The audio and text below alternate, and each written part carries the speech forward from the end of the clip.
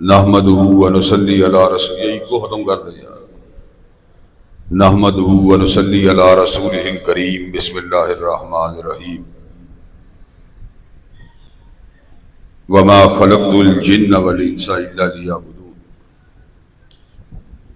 حضرات گرامی قدر، اللہ خالق کل شیء ہے اور مالک کل شیء، ہر چیز کے خالق اللہ ہے۔ انسان سارے جمع ہو جائیں ایک مکھی کو بھی نہیں بنا سکتے، اور مکھی بنانا تو بڑی دور کی بات ہے۔ اگر مکھی کھانے کی کوئی چیز لے اڑے تو اس سے واپس بھی نہیں پلٹا سکتے۔ اللہ تبارک و تعالیٰ نے ہر چیز کو پیدا کیا۔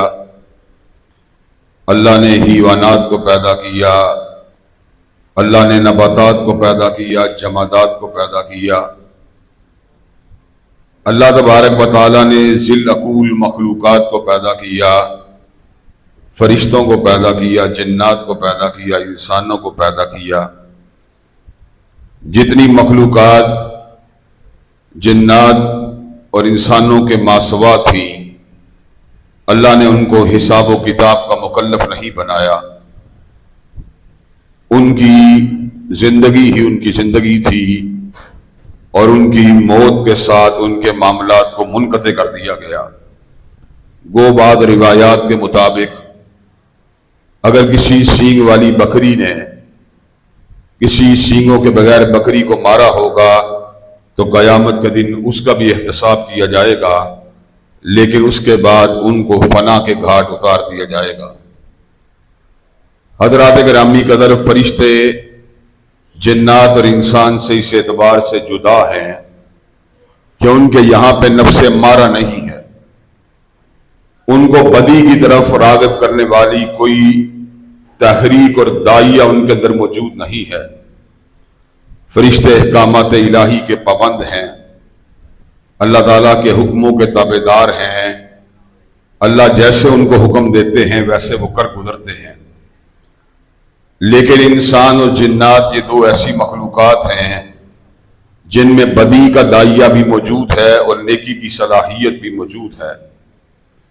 اللہ تبارک و تعالیٰ فرماتے ہیں اِنَّا هَدَيْنَاهُ السَّبِيلَ اِمَّا شَاكِرًا وَإِمَّا كَفُورًا۔ اللہ نے اس کے راستے کی سمجھ دی کہ ہدایت کا راستہ کون سا ہے، اور اس کے بعد اب اس کی مرضی ہے ہدایت کے راستے کے اوپر رہے یا کفر کے راستے کو اختیار کرے۔ سورہ بلد میں ارشاد ہوا الم نجعل لہ عینین ولسانا وشفتین وہدیناہ النجدین۔ اللہ تبارک و تعالیٰ نے دیکھنے والی آنکھیں بھی بنا دیں اور بولنے والے لب بھی بنا دیے، اور دائیں اور بائیں گھاٹی کا فرق بھی اللہ تبارک و تعالیٰ نے سمجھا دیا۔ حضرات گرامی قدر، اللہ کی بڑی متنوع قسم کی صفات ہیں۔ اللہ علیم بھی ہیں، خبیر بھی ہیں، بصیر بھی ہیں، اللہ علی کل شیء قدیر بھی ہیں، اللہ فعال لما یرید بھی ہیں، اللہ مالک الملک بھی ہیں، اللہ وحدہ لا شریک بھی ہیں۔ اللہ جو چاہیں جب چاہیں جیسے چاہیں فرما سکتے ہیں۔ اللہ تبارک و تعالیٰ کے سامنے پوری کائنات جواب دہ ہے، اور اللہ کسی کے سامنے بھی جواب دہ نہیں ہے۔ اللہ نے یہ جو بزم ہستی کو سجایا، نظام کائنات کو بنایا، اس کا مقصد کیا تھا؟ بہت سے لوگ اپنی عقل کی وسعت کے باوجود اور تجرباتی اور مشاہداتی علم کے باوجود، یعنی سائنٹیفک ترقی کے باوجود، اس حقیقت کو پانے سے قاصر رہے۔ یعلمون ظاہرا من الحیات الدنیا وَهُمْ عَنِ الْآخِرَةِ هُمْ غَافِلُونَ۔ وہ دنیا کے ظاہر کو تو سمجھ گئے، لیکن حقیقت حال کیا ہے، انسان کی زندگی کے بعد کے حوال کیا ہیں، حقیقت معاد کیا ہے، حقیقت برزخ کیا ہے، حقیقت حشر کیا ہے، حقیقت جنت کیا ہے، اور حقیقت دوزخ کیا ہے، وہ سائنٹیفک ترقی کے باوجود اس کو جاننے سے قاصر رہے۔ اس لیے کہ عقل جو ہے اس کا دائرہ کار محدود ہے۔ عقل حواس ہمسا کی رہنما تو بن سکتی ہے، لیکن عقل ہدایت اور گمراہی کے درمیان فرق کرنے کے لیے کفایت نہیں کر سکتی۔ اگر انسان کی عقل اس کے لیے کافی ہوتی، آپ کے سامنے میں ایک دو مثالوں کو رکھنا چاہتا ہوں، آپ متوجہ ہیں نا انشاءاللہ میری باتوں کی طرف۔ حضرات گرامی قدر، اگر عقل انسانوں کی ہدایت کے لیے کافی ہوتی تو انسان اس بات کو جاننے پہ قادر ہوتا کہ گدھا حرام کیوں ہے اور گھوڑا حلال کیوں ہے۔ گھوڑا بھی چارہ کھاتا ہے، گدھا بھی چارہ کھاتا ہے، گھوڑا بھی بار برداری کے کام آتا ہے اور گدھا بھی بار برداری کے کام آتا ہے، لیکن عقل انسانی میں یہ صلاحیت نہیں کہ وہ گھوڑے کی حلت کا فیصلہ کر سکے یا گدھے کی حرمت کا فیصلہ کر سکے۔ حضرات گرامی قدر، اللہ تبارک و تعالیٰ نے زنا کے راستے کو روکنے کے لیے انسانوں کو 1 2 3 4 تک شادیاں کرنے کی اجازت دی، اور اللہ نے اعلان فرما دیا فَانْكِحُوا مَا طَابَ لَكُم مِّنَ النِّسَاءِ مَثْنَىٰ وَثُلَاثَ وَرُبَاعَ، تم 2 3 4 تک شادیاں کر سکتے ہو۔ وہ کیا چیز ہے جو 4 شادیوں کو تو حلال کرتی ہے لیکن 5ویں کو حرام کر دیتی ہے؟ عقل انسانی اس کا فیصلہ نہیں کر سکتی۔ عقل کو رہنمائی کے لیے اللہ تبارک و تعالیٰ کے حکموں کی ضرورت ہے اور سیدنا مصطفیٰ کی ضرورت ہے۔ گویا کہ عقل حواس حمسہ کی نگہبان ہے، اور عقل کے نگہبان یا اللہ ہیں یا اس کے بھیجے ہوئے رسول اللہ صلی اللہ علیہ وسلم ہیں۔ حضرات گرامی قدر، یہی وجہ ہے کہ جو لوگ حقیقی عقل والے ہیں وہ کبھی بھی فقط محدود عقل کے ساتھ جو انسان کے فہم میں چیزیں اترتی ہیں ان کے اوپر اکتفا نہیں کرتے، بلکہ ان تمام چیزوں کو پورے شرح صدر سے مانتے ہیں جن کو ہمارے رب نے بتایا یا ہمارے پیغمبر مصطفیٰ علیہ السلام نے بتلایا ہے۔ حضرات گرامی قدر، بعض عقل پرست ایسے ہیں جو قرآن مجید کو نیچے رکھنا چاہتے ہیں اور عقل کو اوپر رکھنا چاہتے ہیں، اور ان کا یہ باطل استدلال ہے کہ عقل تو ہمیشہ سے موجود ہے جبکہ قرآن مجید 1400 برس قبل نازل ہوا۔ حضرات گرامی قدر، وہ لوگ اس طرح کی باتیں کرتے ہیں کہ احادیث کی ان باتوں کو تو مانیں گے جو عقل عمومی کے اندر آ جاتی ہیں، لیکن ان باتوں کو تسلیم نہیں کیا جائے گا جن کا احاطہ عقل نہیں کر سکتی۔ غامدی صاحب اور ان کی قبیل کے بہت سے لوگ اسی وجہ سے حضرت عیسیٰ علیہ السلام کی دوبارہ دنیا کے اندر آمد اور ان کے نزول کو تسلیم نہیں کرتے۔ حضرات گرامی قدر، جب ان سے سوال کیا جائے کہ آپ یہ بات بتلائیں کہ کیا کسی عورت کے گھر بغیر شادی کے بچہ ہو سکتا ہے، تو عقل عمومی یا عقل عامہ اس بات کا جواب یہی دے گی کہ ایسا ہونا ممکن نہیں۔ لیکن سیدنا عیسیٰ علیہ السلام کی ولادت سیدہ مریم کے گھر کے اندر بن باپ کے ہوئی۔ اگر آپ غامدی صاحب اور ان کے قبیلے کے دوسرے لوگوں سے سوال کریں کہ آپ اس بات کو تسلیم کرتے ہیں، تو وہ یہ بات جواب میں کہیں گے ہاں ہم اس بات کو اس لیے تسلیم کرتے ہیں کہ اس کا ذکر قرآن مجید میں آیا ہے۔ حضرات گرامی قدر، اگر قرآن مجید کی آیات بینات کو عقل کے اوپر حاکم مانا جا سکتا ہے تو یہ بات بھی ہم علی وجہ البصیرت کہہ سکتے ہیں کہ حضرت رسول اللہ صلی اللہ علیہ وسلم کی احادیث طیبہ کو بھی عقل کے اوپر حاکم تسلیم کرنا ہوگا۔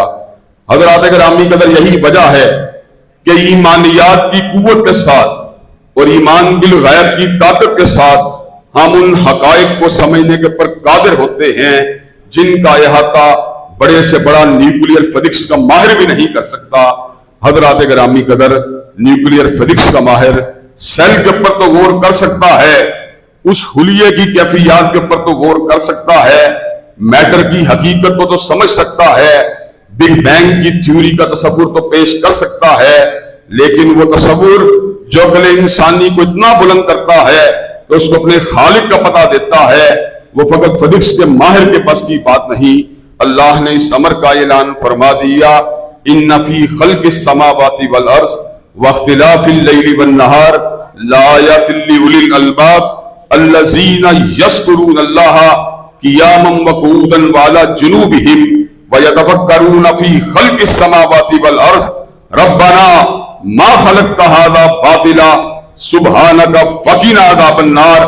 جو مومن و مسلمان ہوتا ہے اللہ کے ذکر سے جب اس کے دماغ کو، اس کے باطن کو اور اس کے دل کو روشنی ملتی ہے تو کائنات کی تحلیق کے اوپر غور و فکر کرنے کے بعد وہ اس حقیقت کو پہچان جاتا ہے کہ کائنات کو بنانے والی ذات اللہ کی ذات ہے۔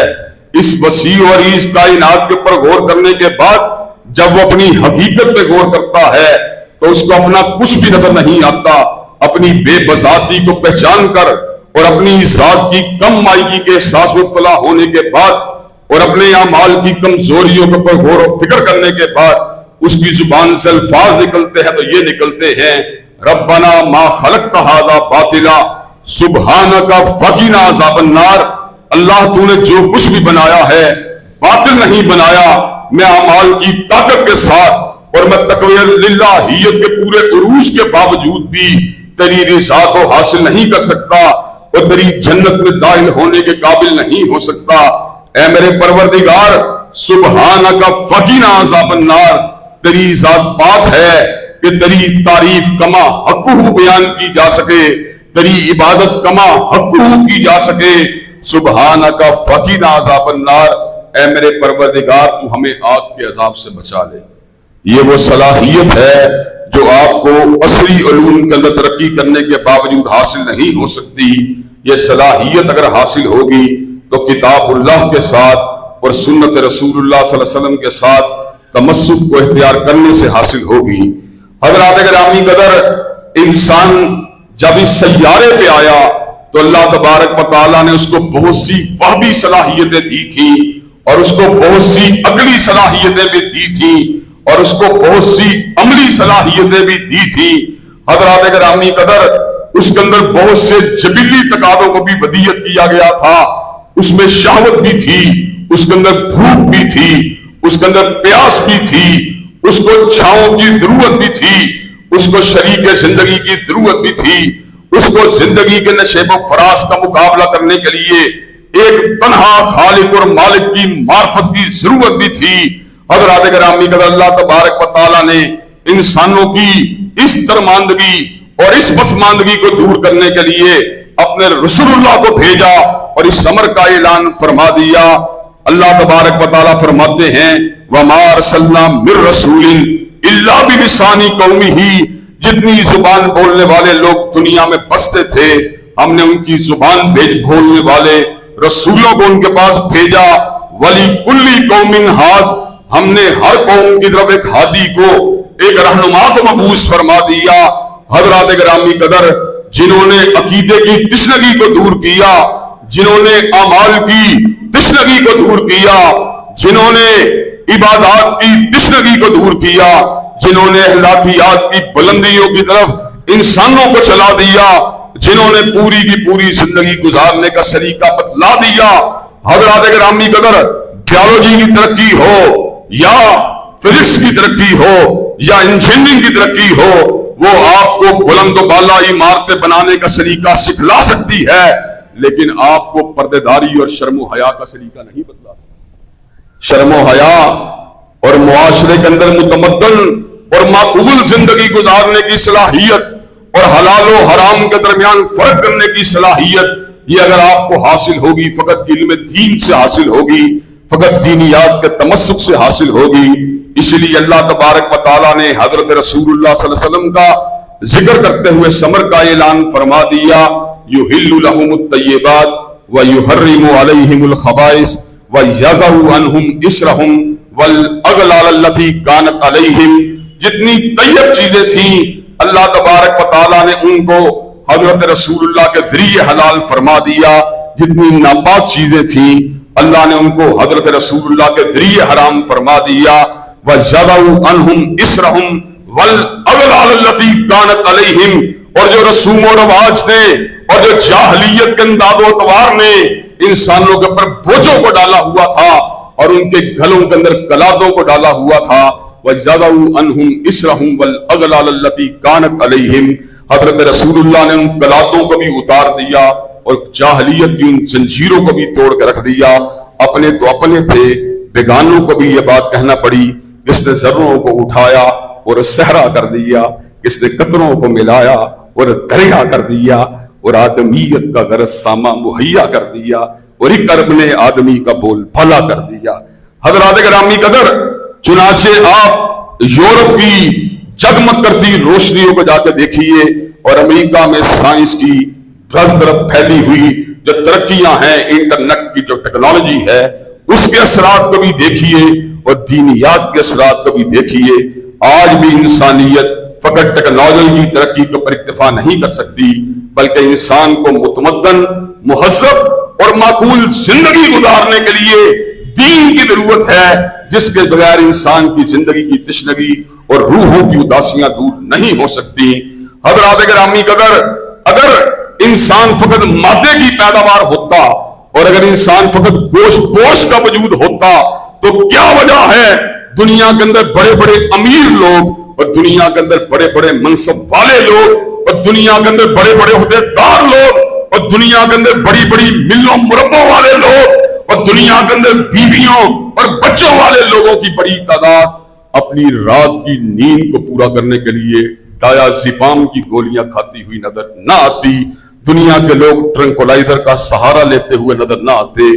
آج انسانیت کی بہت بڑی تعداد جو مادیت کی نعمتوں سے بہرور ہے اور گوشت پوش کے ظاہری طور پر نظر آنے والا وجود، اس کی تمام سکون دینے والی جو علامتیں ہیں، ضروریات اور آسائشات ہیں اور سہولیات ہیں، وہ ان کو ملی ہوئی ہیں، لیکن رات اس طرح گزرتی ہے کہ ایک پہلو سے دوسرا پہلو اور دوسرے پہلو سے ایک پہلو کے پر اپنی راتوں کو جگراتے میں گزارتے ہیں۔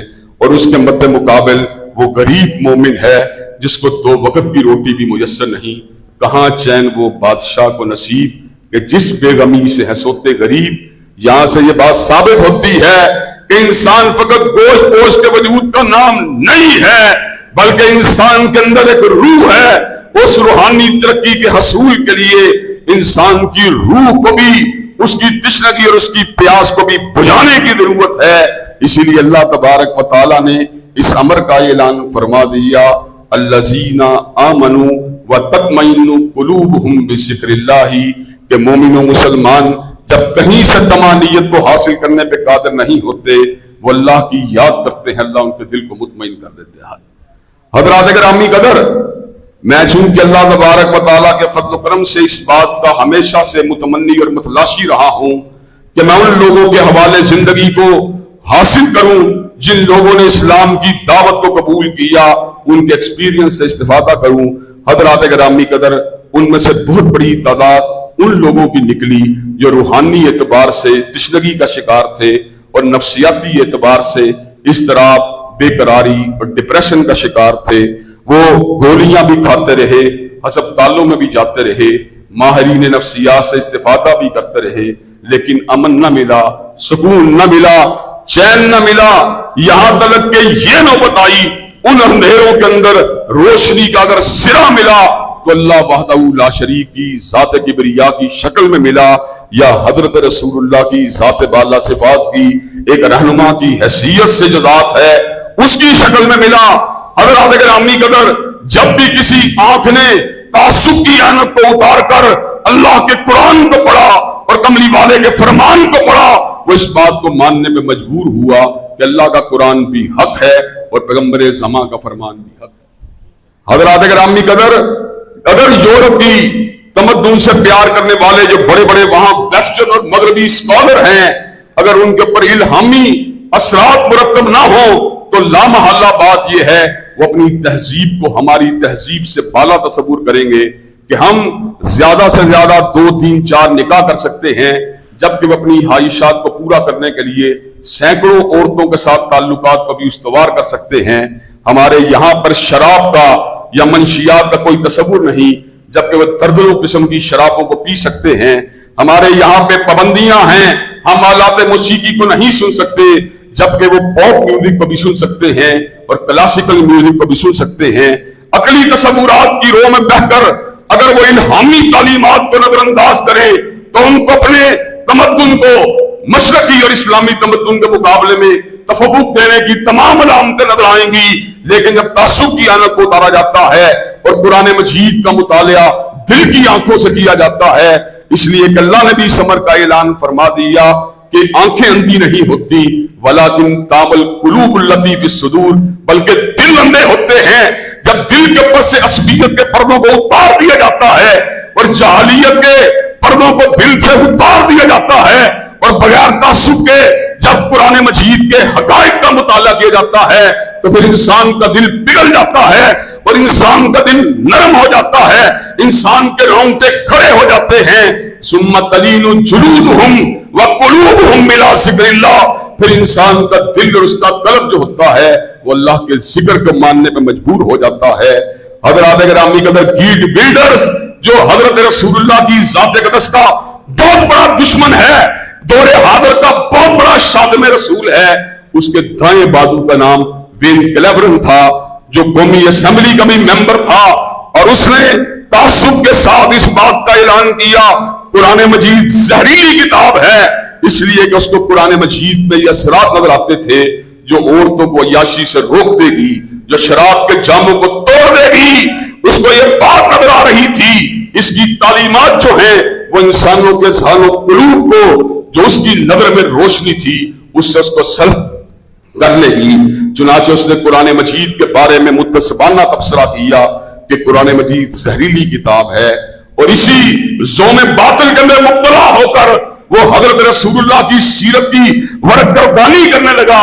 اس کا ذہن تھا کہ نعوذ باللہ من ذالک ثم نعوذ باللہ من ذالک، جاہلیت کے پردوں کو چاک کر کے کائنات کے سامنے قدامت پرستی کی حقیقت کو واضح کیا جائے گا۔ حضرات گرامی قدر، وہ حضرت رسول اللہ کی سیرت کے اوراد کو پلٹتا رہا، وہ توحید کبریا کی دعوت پر غور و فکر کرتا رہا، وہ بت پرستی کے خلاف حضرت رسول اللہ کی دعوت پہ غور و فکر کرتا رہا، وہ حضرت رسول اللہ جن بیٹیوں کو زندہ تر غور کرنے سے روکتے تھے آپ کی اس دعوت پہ غور کرتا رہا، وہ رات جھاگ کر اللہ کی بندگی کو تلاش کرنے والی کیفیات پہ غور کرتا رہا۔ 6-7 مہینے گزرے، وین کلیورن کے دل نے گواہی دی کہ حضرت رسول اللہ کی دعوت قدامت پرستانہ یا جاہلانہ دعوت نہیں بلکہ آپ کی دعوت الہامی دعوت ہے اور اللہ تبارک و تعالیٰ کی دعوت ہے۔ وین کلیورن باہر نکلا، اس نے کہا کل میں نے الفاظ کہے تھے کہ قرآن مجید زہریلی کتاب ہے، لیکن آج میں یہ بات کہنے کے اوپر مجبور ہوں کہ اشہد ان لا الہ الا اللہ واشہد ان محمد رسول اللہ، کہ انسانیت کو امن نہیں مل سکتا، انسانیت کو چین نہیں مل سکتا، انسانیت کو سکون نہیں مل سکتا، انسانیت کو منزل اگر ملے گی تو دامن مصطفیٰ سے وابستہ ہونے کے بعد ملے گی۔ حضرات اگر امی کا ذرا غور کیجیے، انسان کے عقائد کے حلا کو پر کرنے کے لیے اور انسان کی عبادات کے حلا کو پر کرنے کے لیے اور انسان کی ہلاکیات اور معاملات کی تشنگی کو دور کرنے کے لیے وہ کون سا ضابطہ اخلاق ہے جو آج بھی ہمارے لیے ہماری تمام درماندگیوں پسماندگیوں کا علاج ہے؟ وہ اللہ کی کتاب ہے یا کالی کملی والے آقا حضرت محمد کریم صلی اللہ علیہ وسلم کی سنت مطالعہ ہے؟ حضرات گرامی قدر، آج آپ جا کے دیکھیے مغربی ممالک میں روشنی ہے، لیکن روحانی روشنی کی تلاش کے اندر گرجا گھروں کو بھیجا جا رہا ہے اور گرجا گھروں کے اندر مساجد کو قائم کیا جا رہا ہے۔ حضرات گرامی قدر، وہی لوگ اور وہی عورتیں جن کی طبی جبلت اور طبی آزادی کی خواہش اور ان کا داعیہ ان کو ننگا ہونے پہ مجبور کرتا ہے، وہ کیا چیز ہے جو ان کو نقاب کے اندر ملبوس ہونے کے پر مادہ تیار کرتا ہے؟ وہ حق اور حقیقت ہے جو اللہ تبارک و تعالیٰ کے قرآن کی شکل میں موجود ہے اور کملی والے آقا حضرت محمد کریم صلی اللہ علیہ وسلم کے فرامین واضحہ کی شکل میں موجود ہے۔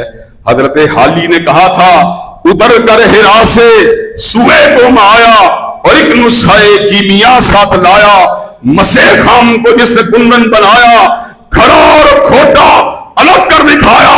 حضرات گرامی قدر، آج مجھے کراچی کے اس عظیم الشان پروگرام میں جہاں میرے دائیں اور بائیں مسلک کتاب و سنت کے بڑے بڑے جلیل القدر علماء اور بڑے بڑے جلیل القدر فضلاء بیٹھے ہوئے، ان کی موجودگی میں یہ بات کہنے کا حق حاصل ہے کہ آج جس طرح کفر کو سکون اور زندگی کے لیے کتاب و سنت کی ضرورت ہے، مسلمانوں کے امراض کی دوری کے لیے بھی ہمیں کتاب و سنت ہی کی دعا کی ضرورت ہے۔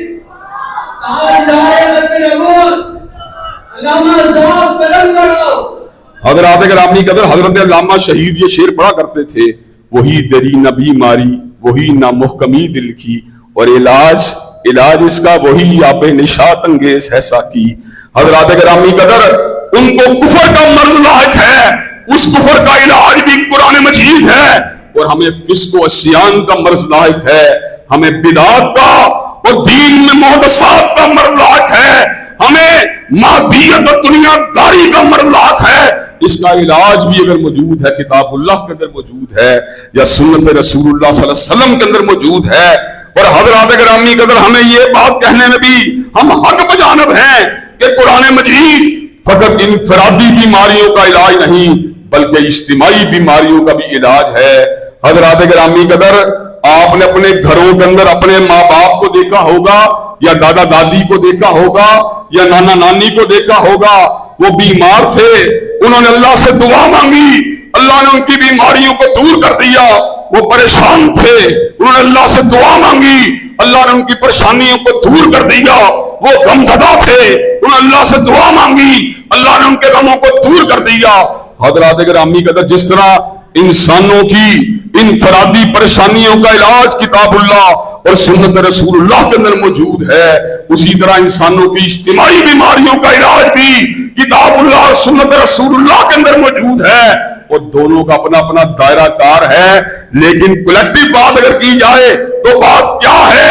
والذین آمنوا وعملوا الصالحات وآمنوا بما نزل علی محمد وهو الحق من ربهم کفر عنہم سیئاتہم واصلح بالہم۔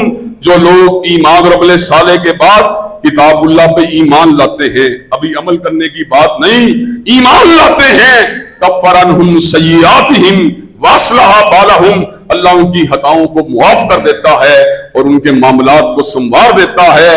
حضرات گرامی قدر آج ہمارا ملک پاکستان جن مسائل سے دوچار ہے، ان مسائل کی اساس کیا ہے اور ان کے نکلنے کا راستہ کیا ہے؟ اساس وہی ہے جس کا ذکر اللہ نے 14ویں پارے میں کیا۔ اللہ نے 14ویں پارے میں اپنی 3 نعمتوں کا ذکر کیا جو اللہ نے ایک بستی کو عطا کی تھی۔ ضرب اللہ مثلا قریۃ کانت آمنۃ مطمئنہ یاتیھا رزقھا رغدا من کل مکان۔ اللہ تبارک و تعالیٰ فرماتے ہیں، وہ مثال دیتے ہیں ایک بستی کی جس کے پاس امن تھا، امن بیرونی طور پہ سکون کا نام ہے، اور اطمینان تھا، اور اطمینان داخلی طور پہ دل کی سکینت کا نام ہے۔ یاتیھا رزقھا رغدا من کل مکان، اور ان کو ہر جگہ سے رزق فراغت مل رہا تھا۔ باہر امن ہو، جرم کا اندیشہ نہ ہو، دل مطمئن ہو، اور سکون قلب کے لیے دعائیوں کی ضرورت نہ ہو، اور رزق کی فراوانی ہو کہ انسان کو کاروبار کی فکر نہ ہو۔ مجھے یہ بات بتلائیے کون سی چوتھی نعمت کی ضرورت ہے؟ فَكَفَرَتْ بِأَنْعُمِ اللَّهِ، انہوں نے اللہ کی نعمتوں کو ٹھکرا دیا۔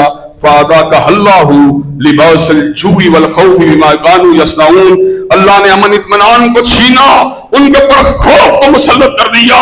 اللہ نے رزق کو چھینا، ان کے اوپر بھوک کو مسلط کر دیا۔ حضرات گرامی قدر سبب کیا ہے؟ آج پاکستان کے مسائل کی وجہ بھی وہی ہے جو اس بستی کے مسائل کی وجہ تھی۔ وجہ کیا ہے؟ ذالک بِأَنَّ اللَّهَ لَمْ يَكُن مُغَيِّرًا نِعْمَةً أَنْعَمَهَا عَلَىٰ قَوْمٍ حَتَّىٰ يُغَيِّرُوا مَا بِأَنفُسِهِمْ، اور ایسا ہرگز نہیں ہے کہ اللہ کسی سے اپنی نعمتوں کو بلا سبب چھین لے۔ اللہ نعمتوں کو تب چھینتے ہیں جب انسان یا اجتماع یا گروہ خود نعمتوں کو چھیننے کے لیے اپنی بدعمالیوں کو اللہ کے سامنے پیش کرتا ہے۔ حضرات گرامی قدر پھر نعمتیں چھن جاتی ہیں۔ اب نعمتوں کی واپسی کا راستہ کیا ہے؟ نعمتوں کی واپسی کا راستہ انابت اللہ ہے، رجوع اللہ ہے، استغفار ہے، اور زمین کے پر اللہ کے قوانین کا نفاذ ہے۔ وَمَن لَّمْ يَحْكُم بِمَا أَنزَلَ اللَّهُ، یار ایک کو بند کریں، وَمَن لَّمْ يَحْكُم بِمَا أَنزَلَ اللَّهُ فَأُولَٰئِكَ هُمُ الظَّالِمُونَ وَمَن لَّمْ يَحْكُم بِمَا أَنزَلَ اللَّهُ فَأُولَٰئِكَ هُمُ الْفَاسِقُونَ۔ حضرات گرامی قدر ہم اللہ کے احکامات کو چھوڑ کر ظلم اور فسق کی زندگی کو گزار رہے ہیں اور طلب کرتے ہیں اللہ کی نصرت کو۔ وَمَن نَّصْرُ إِلَّا مِن عِندِ اللَّهِ الْعَزِيزِ الْحَكِيمِ، نصرت تو جب بھی آتی ہے اللہ عزیز و حکیم کی طرف سے آتی ہے۔ اس نصرت کے حصول کا راستہ رجوع اللہ کا راستہ ہے، اللہ کے پلٹنے کا راستہ ہے۔ انبیاء سابقہ نے دعوت دی تو کس چیز کی دعوت دی تھی؟ ایمان باللہ کی دعوت دی تھی یا عمل صالح کی دعوت دی تھی؟ رجوع اللہ کی دعوت دی تھی یا استغفار کی دعوت دی تھی یا توبۃ نصوحہ کی دعوت دی تھی؟ حضرات گرامی قدر، آج قرآن و سنہ موومنٹ کے پلیٹ فارم سے میں اسی بات کا اعلان کرنے کے لیے آیا ہوں، انشاءاللہ اس زمین کے تمام امراض کو کتاب و سنت کی روشنی سے دور کیا جائے گا۔ یہاں پر اس ملک کے مسائل اگر حل ہوں گے، نہ خان صاحب کے منشور سے حل ہوں گے، نہ میاں صاحب کے دستور سے حل ہوں گے، نہ زرداری کے منشور سے حل ہوں گے۔ پاکستان کے مسائل اگر حل ہوں گے یا رب کے قرآن سے حل ہوں گے یا کالی کملی والے کے فرمان سے حل ہوں گے۔ نعرہ تکبیر، نعرہ تکبیر، علامہ ابتسام جلیل صاحب۔ حضرات گرامی قدر، اور اس مقصد کے حصول کے لیے نہ ہم تشدد کے راستے کو اختیار کرنے کے قائل ہیں، نہ ٹکراؤ کے راستے کو اختیار کرنے کے قائل ہیں، نہ توڑ پھوڑ کے راستے کو اختیار کرنے کے قائل ہیں، لیکن یہ تو نہیں ہو سکتا فسق و فجور والے جھنڈے موجود ہوں اور توحید و سنت کا جھنڈا نیچے ہو۔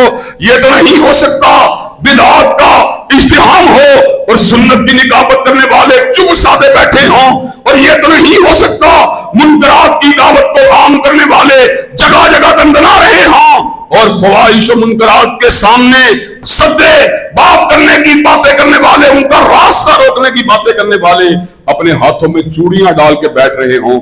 انشاءاللہ قلم کو بھی چلایا جائے گا، زبانوں کو بھی ہلایا جائے گا، امر بالمعروف و نہی عن المنکر کا راستہ بھی اختیار کیا جائے گا، اور تمام میسر راستے چاہے وہ دستوری ہوں یا علمی ہوں یا مذاکراتی ہوں، انشاءاللہ ان کو اختیار کیا جائے گا۔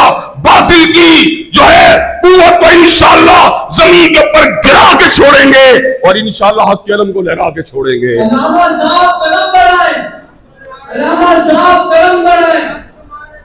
حضرات گرامی قدر، مجھے یہ بات بتلائیے، باطل کو دبانے کے لیے اور حق کے علم کو اٹھانے کے لیے علم کا راستہ، آگہی کا راستہ، شعور کا راستہ، امن کا راستہ، دلائل کا راستہ، براہین کا راستہ اور آئین کا راستہ، کیا آپ یہ راستے اختیار کرنے کے لیے تیار ہیں انشاءاللہ؟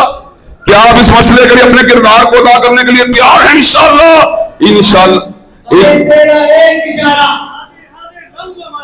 تیرا ایک اشارہ۔ حضرات گرامی قدر، انشاءاللہ شب گریزاں ہوگی آخر جلوائے خورشید سے، اور یہ چمن معمور ہوگا نغمہ توحید سے۔ وآخر دعوانا الحمدللہ رب العالمین۔